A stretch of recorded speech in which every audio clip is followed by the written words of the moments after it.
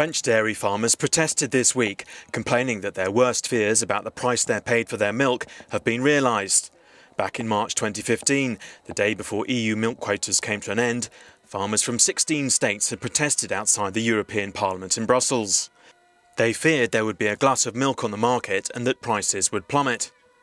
At the time, one German farmer predicted that whatever the size of a farmer's herd, they'd suffer.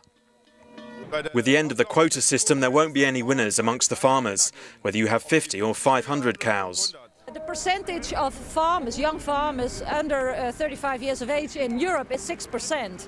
So there is no perspective. Farmers need perspective, and they also need market regulation systems so that in crisis situations you can involve yourself in the market and you can make sure that we have a short crisis and not a very deep and long one, because then the farmers will have to quit their farms. The milk quota system was introduced in the early 80s to ensure a surplus wasn't produced that would drive down prices. This week, farmers stepped up protests against the food giants. French farmers' unions want those giants to pay more for their milk than the current market prices to keep French farmers in business. Meanwhile, farmers complain that they can't keep operating at a loss. We're missing about €110 per tonne of milk, since the price paid is €270, while in the past we got €380. We cannot continue forever to make a farce of the milk producers, as was done this year.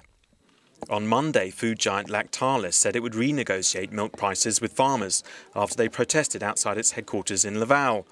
And now all eyes are on the EU Commission to see whether it will prop up the French dairy industry, perhaps with financial bailouts.